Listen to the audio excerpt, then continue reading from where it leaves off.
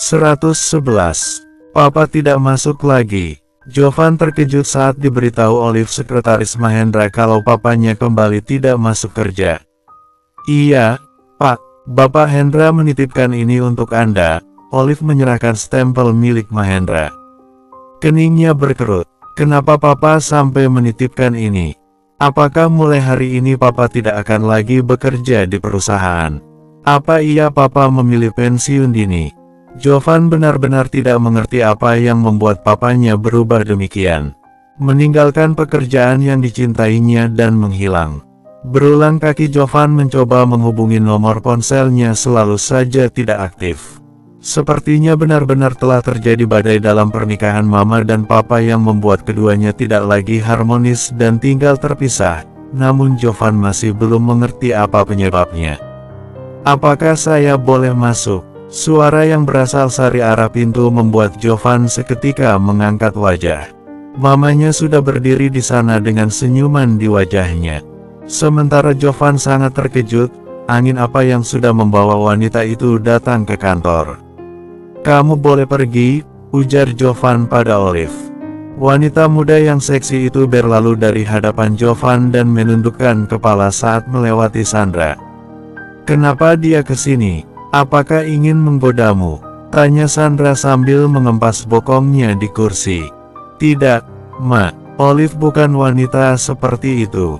Sandra mengangguk setuju. Selama yang dia tahu, wanita itu memang tidak pernah menggoda suaminya. Namun bisa jadi akan berbeda untuk Jovan karena dia jauh lebih muda dan fresh dibandingkan Mahendra. Papa menitipkan ini untukku. Apakah itu artinya Papa sudah tidak lagi bekerja? Jovan mengacungkan benda di tangannya. Sandra menatap sekilas. Kamu tenang aja. Papamu akan kembali bekerja kalau urusannya sudah beres, ucapnya dengan nada tenang. Jawaban yang membuat Jovan bertambah heran. Mama sama Papa sudah baikan. Kami tidak ada masalah apapun, jangan kamu pikirkan. Mungkin sekarang Papa memang harus menyelesaikan urusannya sebelum ia kembali ke rumah. Jadi Papa sudah tidak pulang ke rumah, Ma. Sandra mendesah. Ia tidak ingin Jovan tahu apa yang sudah terjadi. Kamu apa kabar? Mama sangat merindukanmu. Sandra mengulurkan tangannya untuk menggenggam jemari Jovan. Kasih sayang yang selama ini tidak pernah Jovan dapatkan dari wanita itu membuatnya merasa canggung. Sorot mata itu menunjukkan kalau ia bersungguh-sungguh. Apakah Mama akhirnya sadar kalau keluarga adalah segalanya? Sandra tahu ini sedikit terlambat untuk menyadari kalau putranya itu sangat berharga. Puluhan tahun yang terlewat tanpa menyisakan sedikit kenangan di antara mereka. Dia bahkan tidak tahu kapan Jovan mulai bicara dan berjalan. Kapan putranya itu merasa bahagia ataupun sedih. Semua itu terlewatkan begitu saja. Maafkan Mama Jo, andai waktu bisa diputar ulang, Mama tidak akan menyia-nyiakan waktu kita yang berharga. Meski kamu tidak lahir dari rahim Mama, tapi rasanya cinta ini sepenuhnya untukmu. Ma. Jovan makin heran melihat mata sang ibu yang berkaca-kaca. Iya, Jo, Mama ingin menemani kamu di kantor sehari ini, boleh? Mama tidak ke rumah sakit. Sandra menggeleng. Mama ingin istirahat, Jo. Jovan mengangguk setuju. Mamanya memang butuh refreshing. Wanita itu seharusnya menikmati hidupnya dan mulai mengurangi pekerjaan. Bagaimana kalau kita keluar saja, Ma? Ide yang bagus, tapi Mama tahu kamu tidak bisa meninggalkan kantor. Sekarang papamu bahkan sudah tidak masuk kerja. Tanggung jawab ada di tanganmu, Nak. Bekerjalah, Mama akan menemani di sini. Sandra berdiri dan melangkah menuju dinding kaca yang memperlihatkan pemandangan di bawah sana. Lalu lintas yang padat, gedung-gedung bertingkat dan tersusun rapi terlihat dengan jelas. Untuk sesaat ia menyadari kalau banyak keindahan di dekatnya yang tak pernah ia lihat dengan pandangan yang benar. Jovan hanya bisa menatap punggung ibunya dan tersenyum. Setidaknya ia merasa punya ibu kandung sekarang. Apakah emak masih saja keliling untuk berjualan? Tanya Veronica heran saat wanita yang sudah melahirkannya itu tidak kunjung pulang ke rumah. Iya, Kak, cek, kamu sudah menikah, tapi tidak bisa membiarkan emak hidup tenang di rumah tanpa harus menguras tenaga. Jika lawan bicaranya bukanlah Sapira, mungkin ia akan membalikkan kalimat itu untuk Veronica. Kemana hati dan pikirannya saat ia memilih lari di hari pernikahan tanpa memikirkan perasaan emak dan Sapira yang dibuat malu. Karena itu juga, emak sampai tidak mau meninggalkan pekerjaannya demi bisa membayar apa yang sudah dibawa lari oleh Veronica. Walau tidak sepenuhnya, paling tidak bisa menyelamatkan sisa-sisa harga dirinya agar tidak dianggap keluarga materialistis. Kamu jangan samakan kasus aku kabur dari rumah dengan pelitnya kamu. Veronica sepertinya sadar kalau dia juga merupakan sumber penyebab emak tidak bisa beristirahat di rumah. Sapira menatap kakaknya yang sedang asyik membersihkan kuku kakinya sambil terus saja nyerocos. Aku pergi waktu itu karena tidak ingin membuat malu emak, ujarnya lagi. Apakah dengan kabur di hari pernikahan tidak membuat malu, Kak? Itu malunya hanya sebentar, sangat berbeda kalau aku jadi menikah dengan lelaki tidak berguna itu. Mungkin emak akan menanggung malu seumur hidup. Veronica bergidik, seolah lelaki yang disebutkannya itu sangat menjijikkan. Sapira terhenyak, ada dentuman bertalu-talu di dalam dadanya ketika mendengar Veronica menyebut suaminya seperti itu. Memang kakaknya masih belum ia beritahu soal siapa yang sekarang menjadi suaminya. Lalu bagaimana dengan Kak Damar, apakah kalian sudah menikah? Sapira berusaha mengalihkan pembicaraan mereka yang hanya akan membuat suasana hatinya memburuk. Kapan kakaknya itu akan sadar kalau yang dilakukannya adalah sebuah kesalahan fatal? Ia tidak hanya mempermalukan keluarga, tapi juga sudah melepas seorang lelaki yang sebaik Jovan. Veronica menghentikan kegiatannya dan wajahnya berubah menggelap. Sebenarnya ia sudah tidak ingin mendengar nama lelaki itu disebut. Rasa marah dan kecewanya membuat ia merasa muak pada Damar. Tapi Veronica tidak ingin Sapira menaruh kecurigaan atau hubungan antara dia dan Damar yang sudah berakhir. Sangat memalukan ketika mengakui dia sudah ditipu mentah-mentah oleh pacar yang dipilihnya. Kakak harus menunggu Damar selesai pelantikan, jawabnya dengan gugup. Sapira pernah mendengar kalau pacar kakaknya itu baru diterima jadi PNS. Jadi kakak belum menikah. Selama ini kakak tinggal di mana? Apakah kalian berdua? Jangan berpikiran macam-macam kamu, Dek. Aku memang lari bersama Damar, tapi kami tidak tinggal serumah. Dia masih di rumah orang tuanya sedang kakak tinggal di kontrakan, dustanya. Sapira menghela napas lega. Setidaknya kakaknya masih tahu mana yang benar dan mana yang salah. Dia tidak ingin kakaknya terjerumus dalam kubangan zina. Apakah yang kakak bawa saat itu masih ada, Kak? Tanya Sapira hati-hati saat menyinggung soal uang dan perhiasan yang dibawa kabur oleh Veronica. Maksud kamu, kalau masih ada, kita harus mengembalikannya, Kak. Kasihan emak yang terus kepikiran dan berusaha mengumpulkan uang untuk mengembalikan itu semua. Veronica menatap Sapira dengan jengah. Orang itu sudah memberinya sama aku, kenapa harus dikembalikan? Toh dia tidak ambil pusing kenapa kalian yang heboh. Tapi kakak sama dia kan tidak jadi menikah, itu sama saja dengan penipuan Kak. Itu kan salah dia sendiri yang bodoh, mau percaya begitu saja sama aku. Sudahlah, aku tidak mau membahas itu lagi. Veronica berdiri dari duduknya dan melangkah masuk ke dalam kamar meninggalkan Sapira yang hanya bisa menarik napas panjang. Kakaknya itu semakin tambah parah, bukannya berubah dan menyesal, ia justru menganggap apa yang dilakukannya itu adalah benar. Bersambung 112. Wajahnya menyiratkan keterkejutan ketika melihat seseorang tengah berbaring di dalam bilik kamarnya dengan posisi tidur memunggungi pintu. Kedua telinganya tersumpal headphone yang membuatnya tidak mendengar saat pintu dibuka dan seseorang masuk ke dalam kamar tersebut. Langkahnya memelan ketika mendekati ranjang yang ukurannya tidak terlalu lebar, namun cukup untuk ditiduri oleh dua orang. Tangannya terulur dan menepuk pundak gadis berambut pirang terurai itu dengan gemetar.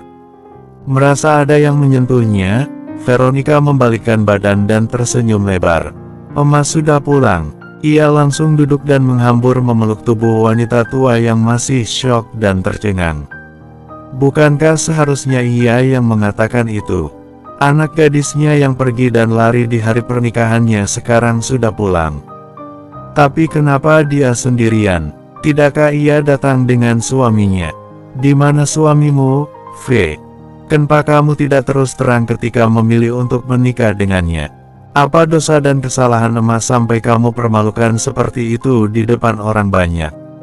Wanita itu tidak sabar untuk melayangkan tanya yang telah berbulan-bulan lamanya mengendap di kepala. Apa yang membuat gadis itu memilih pergi setelah dia sendiri yang memutuskan untuk menikah? "Maafkan aku, Mak." Hanya itu yang berhasil keluar dari mulutnya. Meski ia ingin mengatakan banyak hal tentang kesedihannya karena dicampakkan oleh Damar dan penyesalannya telah menyakiti hati emak, Veronica tidak berhasil untuk mengungkapkan perasaannya karena ia terlalu malu untuk mengakui kalau pilihannya adalah salah. Meski ia merasa hatinya sangat hancur karena kepergian Veronica saat itu dan perasaan bersalah karena tidak berhasil mendidik anak dengan baik, namun saat putrinya sudah kembali segala perasaan itu musnah. Ia tidak ingin putrinya pergi lagi. "Mana suamimu?" Akhirnya kalimat tanya itulah yang ia sangat ingin dengar jawabannya. Ia akan menerima pilihan Veronica meskipun dengan cara yang salah. Gadis itu berubah gugup. Jawabannya pasti akan membuat emak merasa sangat sedih dan kecewa. "Aku belum menikah, Mak." Wanita itu spontan melepaskan pelukan dan memegang kedua bahu Veronica. Sorot matanya seketika berubah. "Apa maksudmu, V? Kalian pergi selama berbulan-bulan, lalu kamu pulang dan mengatakan kalau kalian belum menikah, ya Allah." Kedua tangannya menutup mulut. "Dosa apa lagi ini?" Veronica menundukkan kepala. Ia sangat takut menatap wajah ibunya. Mata tua itu berair dan mungkin sebentar lagi akan tumpah membasahi kulit pipinya yang mulai mengeriput. Senakal-nakalnya Veronica, tetap saja dia seorang anak yang tidak tega melihat ibunya menangis.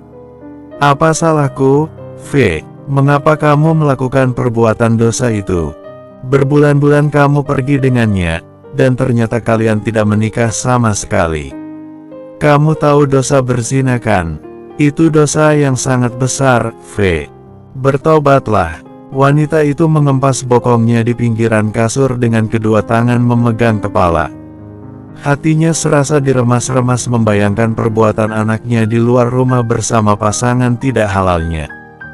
Hanya dengan membayangkannya saja dia sudah merasa ngeri. Berbeda ketika berbicara dengan Sapira, kalau di hadapan ibunya Veronica tidak mengelak sama sekali dari tuduhan itu. Ia bahkan tidak merasa marah ketika ibunya mengingatkan soal kesalahan itu. "Maafin aku, Mak." Ia luruh di bawah kaki ibunya dan menangis di sana. Sapira yang melihat dari luar merasa terenyuh. Begitu berat cobaan untuk emak, ketika beliau harus menanggung beban dosa atas perbuatan anak gadisnya. "Mama ingin kita sering-sering bertemu setelah ini, Jo. Kamu bisa kan?" Sandra yang akan melepaskan Jovan pulang ke rumah menahannya sejenak. "Tentu saja aku bisa, Ma. Mama juga boleh datang ke rumah kami kapanpun Mama ingin," jawab Jovan dengan senyuman lebar. Sandra membuang muka ke samping. Mana mungkin dia mau pergi ke rumah Sapira yang tidak layak itu. "Itu bukan rumahmu, Jovan. Mama akan datang kalau kamu sudah pindah ke rumahmu sendiri," ucapnya kemudian. Jovan terdiam. Ia memang berniat untuk membeli rumah bagi Sapira dan dirinya. Namun ia tidak tega meninggalkan emak yang pastinya akan memilih bertahan di rumahnya sendiri. "Oke, Ma. Sampai besok." Jovan mengecup sebelah pipi Sandra lalu berlalu dari hadapannya. Anak itu masih bersikap sama tanpa tahu perasaan Sandra ketika menerima perlakuan itu darinya. Ia merasa kalau sebentar lagi Jovan mungkin akan menjauh, dan bahkan mungkin terusir dari keluarga mereka, saat orang yang lebih berhak itu kembali. Ditariknya napas dalam-dalam, ia harus mempersiapkan diri ketika hari itu tiba. Bagaimanapun caranya Jovan tetap harus tinggal di rumah mereka dan menjadi bagian keluarga, meskipun Sandra harus mengorbankan Sapira dan membuatnya menjauh pergi dari hidup Jovan. Aku akan memberikan kehidupan yang paling baik dan sempurna untuk Jovan, tidak seperti sekarang. Ia bahkan harus tinggal di rumah sempit itu, gerutunya dalam hati. Setiap kali ingat Sapira, ia merasa kesal sendiri. Jovan melajukan kendaraannya dengan kecepatan sedang. Ia sudah tidak sabar untuk bertemu dengan sang istri yang selalu membuatnya merasakan kerinduan setiap saat. Sedang apa ya, dia? Kenapa tidak mengirimkan pesan sama sekali? Apakah dia tidak merindukan aku? Hatinya selalu mengumandangkan pertanyaan. Sesekali ia mengeluh, namun di lain kali ia tersenyum jika membayangkan wajah istrinya akan menyambut kepulangannya di depan pintu. Memang dia sudah segila itu ketika mengingat Sapira. Teringat keinginan mamanya yang hanya mau berkunjung setelah ia pindah ke rumahnya sendiri. Jovan berniat untuk membicarakan itu kembali dengan Sapira. Entah bagaimana caranya ia ingin meyakinkan emak untuk ikut bersama mereka. Meski Jovan tahu yang membuat ibu mertuanya berat meninggalkan rumah adalah karena Veronica. Besar harapannya untuk melihat gadis itu kembali pulang ke rumah. Jovan mengurangi kecepatan setelah memasuki halaman rumah Sapira dan memarkirkan mobil itu di sana. Di dalam rumah, Sapira sedang memasak untuk makan malam, sedangkan ibunya memetik sayuran di belakang untuk dijual besok. Veronica yang sedang menonton televisi seketika bangun untuk melihat siapa yang datang.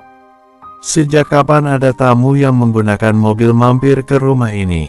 Tanyanya dalam hati. Ia mengintip dari balik tirai sebelum membukakan pintu untuk sang tamu. Saat melihat sosok pemuda itu turun dengan gagahnya dari pintu depan, ia terperangah. Hanya dengan melihat sekilas saja jantungnya sudah berdebar keras dan matanya seperti akan melompat keluar. Siapa dia? Tampan sekali, aku belum pernah melihat lelaki seperti dia selama ini. Veronica menyandarkan tubuhnya di balik pintu sambil memegangi dadanya. Suara ketukan pintu diiringi salam membuatnya menarik napas dalam-dalam. Gadis itu memegang handle pintu dengan tangan gemetar. Tangan kirinya merapikan sedikit rambut yang menjuntai dan menyelipkan ke balik daun telinga. Bajunya yang ketat dan terbuka membuat dadanya yang putih dan membusung sedikit tumpah keluar dan menonjol. Ah, siapa yang tidak akan tergoda? Ditekannya handle pintu dengan kuat-kuat, lalu pintu pun terbuka. Lelaki yang datang itu mengulas senyum ketika melihat pintu terbuka. Namun saat tahu siapa yang berada di balik pintu dan kini tengah berdiri di hadapannya, ia pun mematung seketika. Sementara gadis itu berusaha memamerkan senyuman terbaiknya. Cari siapa? Bersambung 113. Tentu saja Jovan tahu siapa gadis yang berdiri di hadapannya. Dia bisa mengenali bentuk wajahnya dengan jelas. Gadis yang dia pilih saat sayembara dan juga gadis yang lari di hari pernikahan mereka. Hari ini saat gadis itu kembali ia tidak melihat perubahan yang berarti. Ia masih saja sama cantik dan juga seksinya dengan waktu itu. Beda dengan Sapira yang berpakaian tertutup, gadis itu justru memamerkan bentuk tubuhnya. Cari siapa? Veronica mengulangi pertanyaannya, sambil melambaikan tangan di depan wajah Jovan. Apakah ia terpesona melihat kecantikan dan keseksian tubuhmu, sampai menatap tak berkedip begitu? Veronica tersenyum senang karena mengira pemuda deka hadapannya sedang terpesona pada dirinya.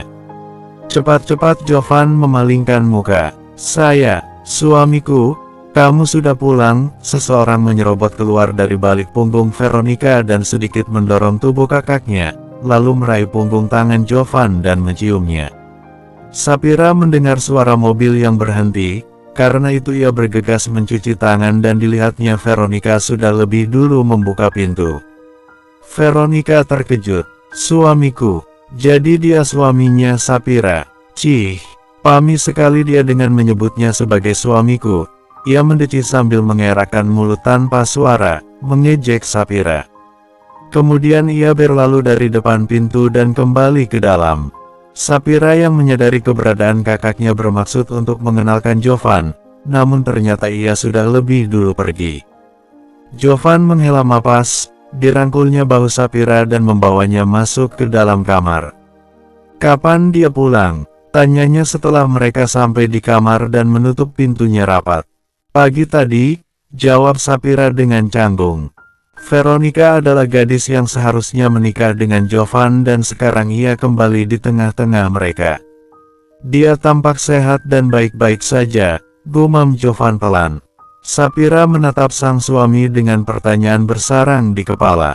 Apakah itu adalah komentar karena melihat saudari iparnya dalam keadaan baik-baik saja, atau karena hal lain? "Kamu mandi saja dulu, nanti kita makan malam bersama." "Kamu mau kemana?" Jovan menarik tangan Sapira hingga tubuhnya membentur dada bidang pria muda tersebut. "Aku mau siapkan makan malam untuk suamiku tersayang."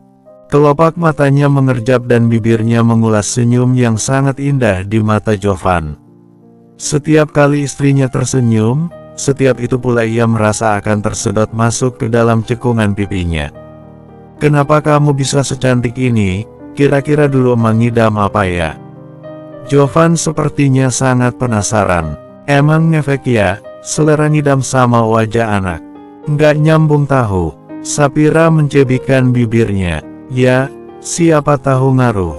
Jadi kamu bisa belajar, supaya nanti anak kita terlahir cantik dan sempurna. Kalau cantik itu pasti karena orang tuanya emang udah cantik dan itu anugerah dari Allah. Udah deh, nggak usah muluk-muluk, yang penting anaknya terlahir sehat dan lengkap." "Amin. Tapi, emangnya beneran udah ngisi?" Jovan menempelkan telapak tangannya ke perut Sapira. "Belum," ia menggeleng lesu. "Tidak apa-apa, mungkin kita dikasih waktu buat pacaran, secara kita akan langsung menikah waktu itu." Sapira mengangguk setuju. Pacaran setelah menikah lebih menyenangkan dan pastinya halal. "Udah, mandi sana. Aku mau siapkan makan malam." Sapira mendorong dada suaminya untuk segera menjauh, namun lelaki muda itu menahan tangannya di pinggang Sapira. "Mau mandi bareng? Sekalian proses, siapa tahu langsung jadi," tawarnya sambil menaikkan sebelah alis. Wajah Sapira seketika merona. Masih saja malu, Jovan menyentil hidung istrinya dengan gemas. Dia selalu saja menunjukkan rasa malu ketika mereka belum memulainya. Sapira melepaskan dirinya dan buru-buru keluar, sementara Jovan terkekeh di belakangnya. Menyenangkan sekali bisa menggoda istrinya itu. Ia benar-benar masih merasa malu setiap kali Jovan memberi isyarat untuk mengajaknya memadu kasih. Berbeda jika mereka telah memulai dan melakukannya di atas ranjang, dia biasanya juga tak kalah agresif. Karena di saat itu ia telah membuang perisai malu demi memuaskan suami, untuk menguatkan ikatan cinta di antara mereka. Saat Sapira keluar kamar, ia langsung bertemu dengan Veronica di depan pintu. Gadis itu masih dengan pakaiannya yang terbuka, sepertinya baru saja akan mengetuk pintu.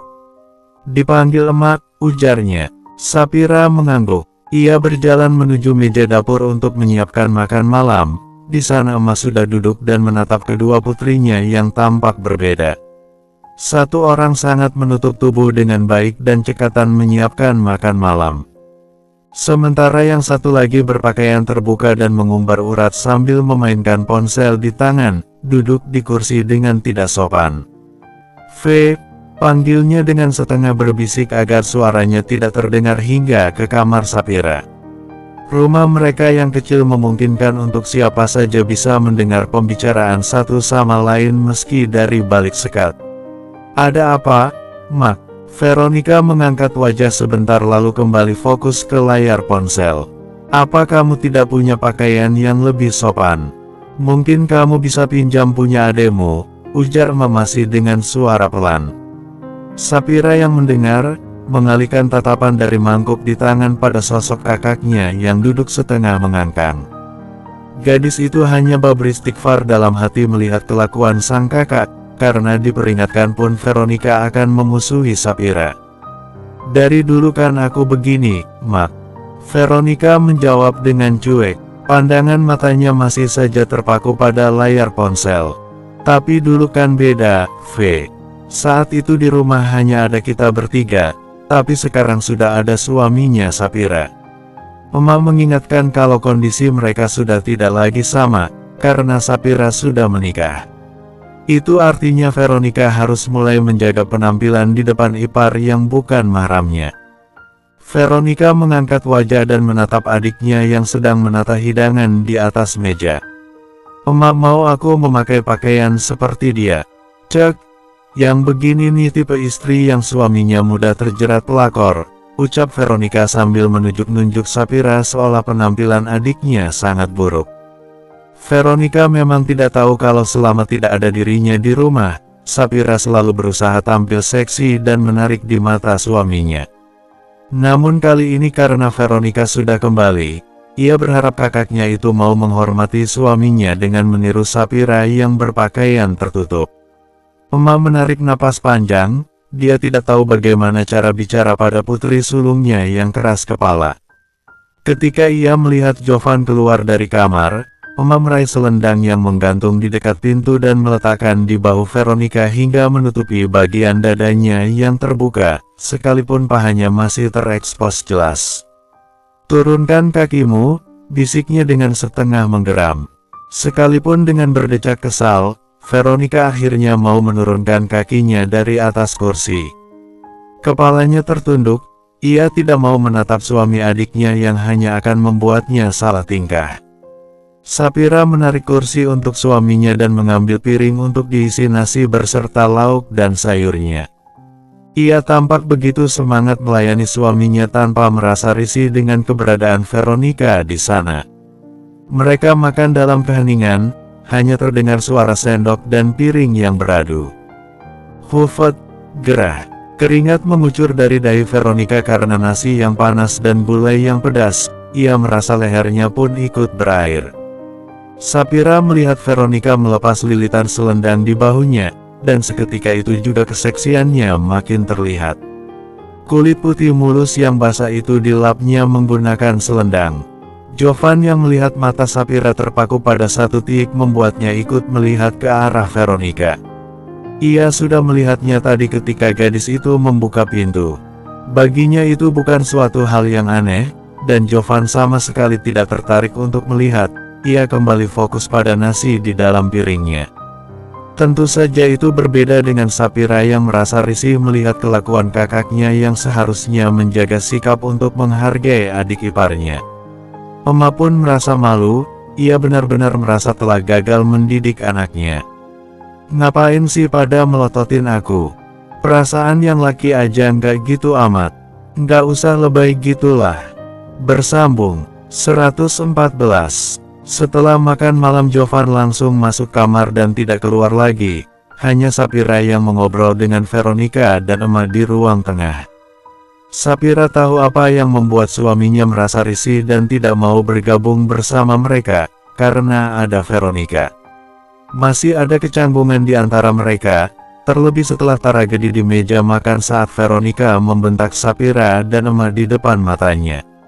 Sekarang apa rencanamu? Tanya emak pada Veronica. Cari kerja lagi, jawabnya dengan santai. Emak menghela napas. Padahal kemarin kamu sudah dapat pekerjaan bagus, sesalnya. Apa untungnya gadis itu lari dari rumah dan meninggalkan pekerjaan, ketika pada akhirnya ia juga tidak jadi menikah dengan pacarnya itu. Yang ada ia malah semakin banyak menimbun dosa dengan kumpul kebo bersama Damar. Namun tidak ada gunanya mengingat yang telah lewat karena itu hanya akan mendatangkan penyakit. Bertobatlah, V. Jadilah perempuan yang bermartabat, perbaiki juga penampilanmu agar tidak dianggap rendah oleh lelaki. Jadikan yang kemarin itu sebagai pelajaran, ucap emak lagi dengan pelan dan hati-hati. Ia ingin setiap perkataannya merasuk dalam otak dan jiwa putrinya.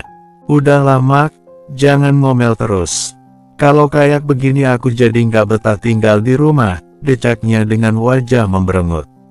Astagfirullah, Sapira beristighfar dalam hati. Veronica bukannya menjadi lebih baik, ia justru makin menjadi dan berani menjawab perkataan ibunya. Kalau bukan emak yang nasihatin kamu, siapa lagi? Perbaikilah dirimu, siapa tahu nanti kamu akan mendapatkan jodoh lebih baik. Apa kamu tidak ingin seperti Sapira? Veronica mengempas remote TV di tangannya dengan kasar, lalu menoleh ke arah ibunya. Dari dulu emak itu selalu bandingkan aku dengan Sapira, selalu dia yang lebih baik, selalu dia yang harus aku contoh. Kadang aku pikir sebenarnya aku ini siapa? Apakah aku hanya anak pungut di rumah ini? Sentaknya dengan suara meninggi, emak terhenyak, kelopak matanya mengerjap. Sementara Sapira yang melihat dan mendengar hanya bisa mengusap punggung ibunya untuk menguatkan. Kak Fe nggak boleh gitu. Emak kan, diam kamu nggak tahu rasanya jadi aku yang selalu dibandingkan sama kamu yang solehah, yang baik, yang pintar dan segala kesempurnaan itu hanya punya kamu.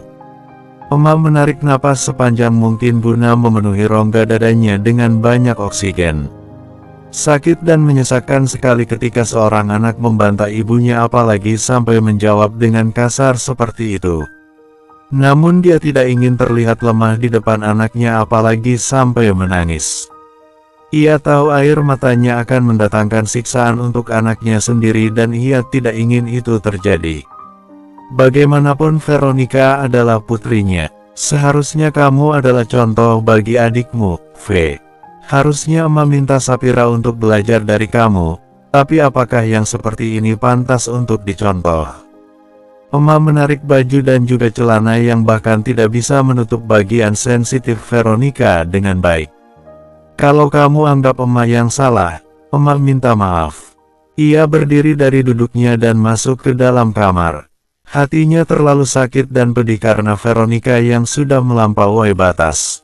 Berbagai macam cara sudah ia lakukan untuk mendidik Veronica dengan baik. Pernah juga memasukkan anak itu ke dalam pesantren, yang ada ia malah kabur dan pulang ke rumah. Sepertinya kabur-kaburan memang sudah menjadi bakatnya. Melihat emak meninggalkan mereka membuat Sapira merasa sangat sedih. Ia tahu wanita itu pasti menangis di dalam kamarnya. Kak V, disentuhnya punggung tangan sang kakak dengan lembut. Kasihan emak, selama ini beliau sangat merindukanmu dan berharap kakak pulang ke rumah. Emak bahkan tidak mau meninggalkan rumah ini karena takut sewaktu-waktu kakak akan pulang dan melihat rumah ini kosong, ucapnya dengan mata berkaca-kaca. Jika bukan karena Veronica mungkin sekarang Sapira dan Jovan sudah tinggal di rumah mereka sendiri. Veronica hanya diam. Dia tahu kalau yang dilakukannya itu salah, tapi dia tidak mau mengakuinya di depan Sapira. Kalau saja emak tidak membanding-bandingkan dirinya dengan Sapira mungkin Veronica tidak akan menjawab seperti tadi. Egonya membuat gadis itu tidak ingin terlihat buruk dan salah di hadapan adiknya. Aku capek, mau tidur. Veronica berdiri dan menyusul ibunya ke dalam kamar. Sapira hanya bisa menarik napas panjang dan ikut masuk ke dalam kamarnya sendiri. Ia bahkan meninggalkan Jovan sendirian di dalam kamar hanya untuk bisa mengobrol dengan kakak yang selama berbulan-bulan ini jauh dari mereka. Yang terjadi malah sangat mengecewakan. Jovan mengalihkan tatapan dari layar televisi pada pintu yang terbuka dan wajah istrinya yang tampak lesu. Ia membenarkan tubuhnya yang setengah berbaring, lalu meletakkan bantalnya di bawah lengan. Sini. Panggilnya pada Sapira sambil menepuk bantal tersebut sebagai isyarat agar istrinya berbaring di sana. Sapira melepaskan hijabnya dan mengurai rambut yang digelung. Ia juga melepas gamisnya. Harusnya Sapira tidak berpenampilan seperti itu ketika di rumah. Hanya saja ia ingin Veronica bisa menghargai usahanya untuk membuat sang kakak bisa berpenampilan lebih sopan di depan Jovan. Ia naik ke atas tempat tidur dan berbaring di dekat suaminya. Kamu kenapa lesu begitu? Harusnya senang dong, kakakmu sudah kembali.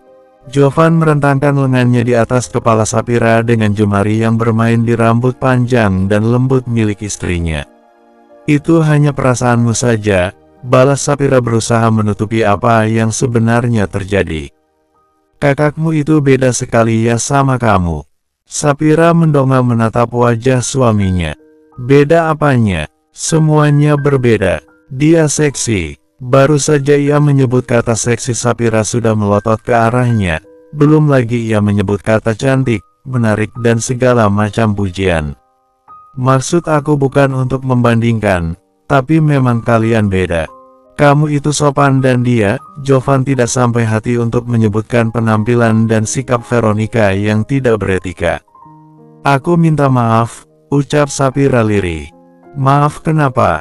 Karena kamu harus melihat Kak Veronica yang seperti tadi. Jovan menghela napas. Kamu juga harus jaga pandangan, kalaupun dia tidak bisa diingatkan, matamu jangan jelalatan. Ingat, dia adalah kakakku, sunggut Sapira. Penilaian Jovan yang menyebutkan kakaknya seksi pastilah karena ia melihat bentuk tubuhnya dengan jelas.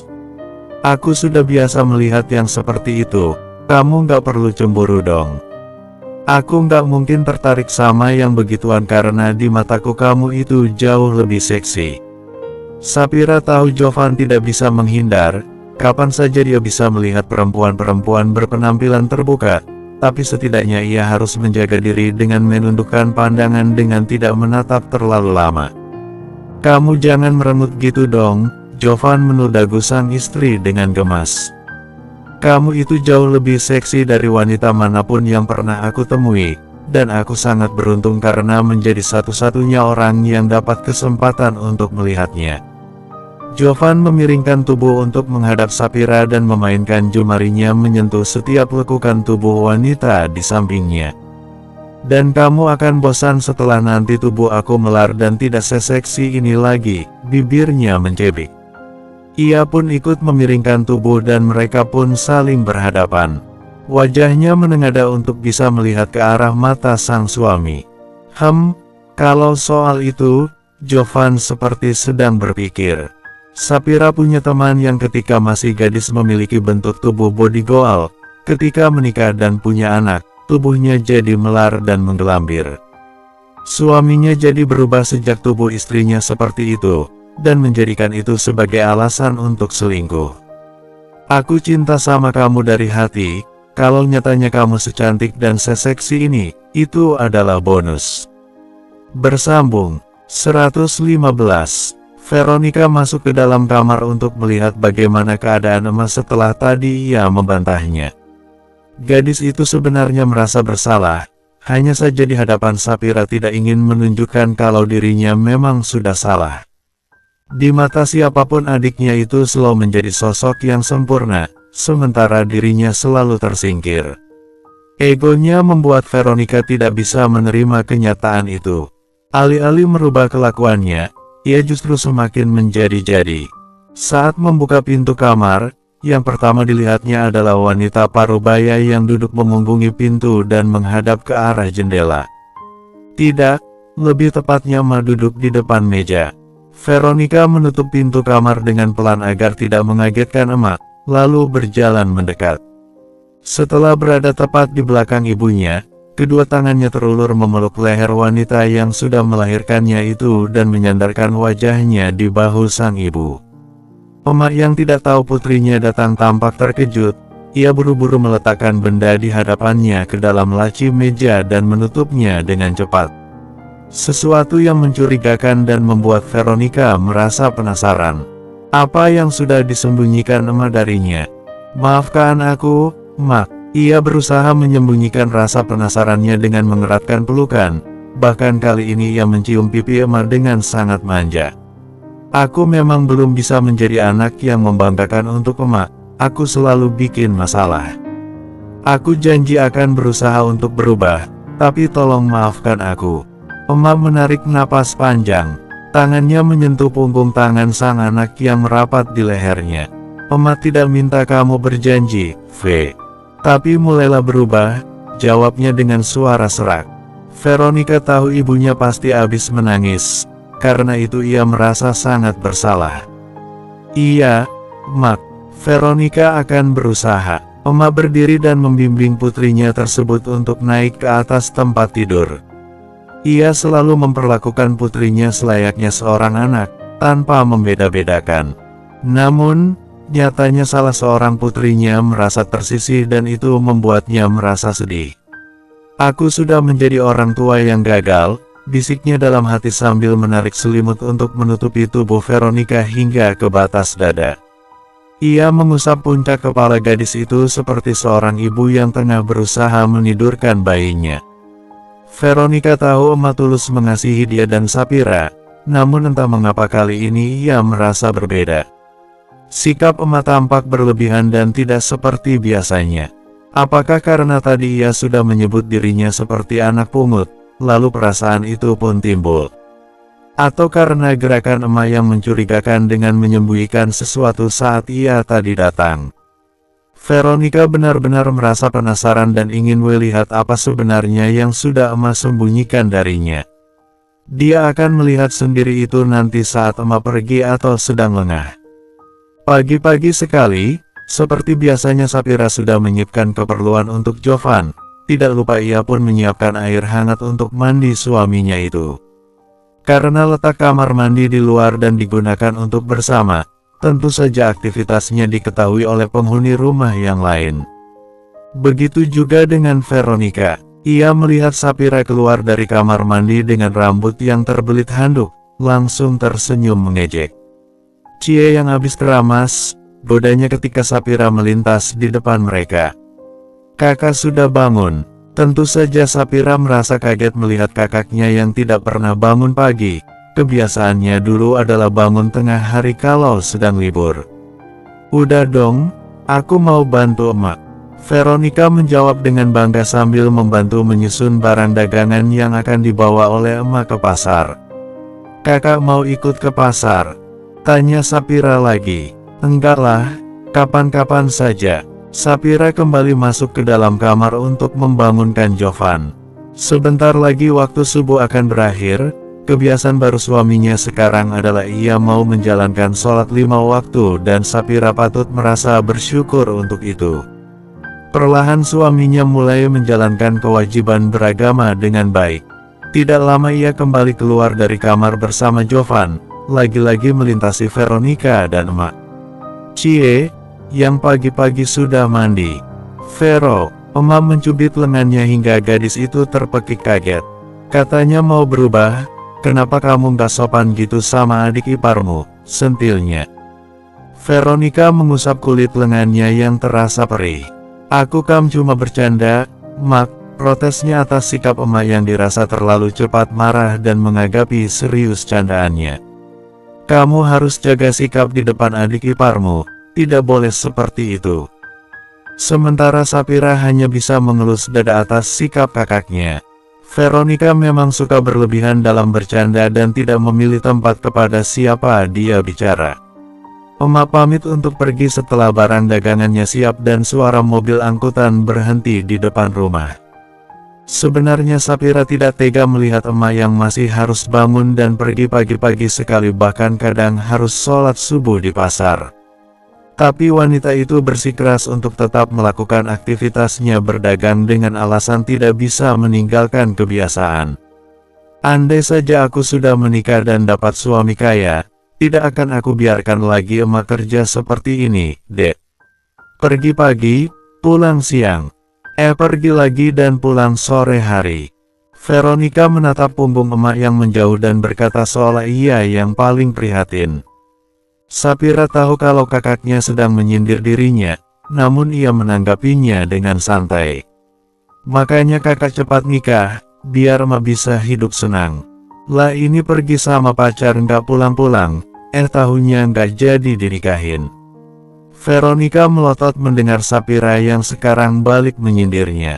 Udah, aku mau balik kamar lagi, mau tidur. Ia berdiri dari kursinya dan buru-buru masuk kamar meninggalkan Sapira yang hanya bisa tersenyum melihat tingkah kakaknya. Veronica memang sudah tidak sabar untuk masuk ke dalam kamar setelah emak pergi ke pasar. Karena itulah ia bangun pagi-pagi sekali dan membantu emak menyiapkan dagangan. Karena dengan begitu emak cepat pergi. Bukan karena ia senang wanita parubaya itu pergi bekerja dan menguras tenaga demi uang, tapi karena ada sesuatu yang membuat Veronica merasa penasaran. Dia ingin melihat benda apa yang disembunyikan oleh Emma di dalam laci meja dan sepertinya sangat rahasia. Ditutupnya pintu kamar rapat-rapat dan dikunci dari dalam agar Sapphire tidak tahu apa yang sekarang dilakukannya. Dia ingin mengetahui rahasia Emma seorang diri tanpa berbagi pada adiknya, karena masih belum tahu pasti juga apa yang sebenarnya tersimpan di dalam laci meja tersebut. Veronica melangkah cepat menuju meja dan menarik lacinya dengan sangat hati-hati, namun ternyata tidak berhasil. Laci meja tersebut dikunci. Sid, bagaimana ini? Ia memutar tubuh dan otaknya untuk melihat kira-kira di mana Emma menggantungkan kunci laci tersebut. Matanya terpaku pada lemari pakaian di sudut kamar. Pasti di sana. Beruntung sekali pintu lemari tersebut tidak dikunci hingga Veronica bisa bebas mencari keberadaan kunci laci yang menyimpan rahasia. Veronica memeriksa setiap bawah lipatan kain, tempat yang biasanya menjadi andalan Emma Kemak untuk menyimpan sesuatu bahkan benda berharga sekalipun. Benar sekali, tepat di bawah lipatan kain paling bawah, Veronica menemukannya. Dengan langkah dan tangan yang gemetar ia kembali ke sisi meja dan berharap kunci yang ditemukannya itu benar adalah kunci laci meja di hadapannya. Bismillah, ia menyorongkan anak kunci tersebut.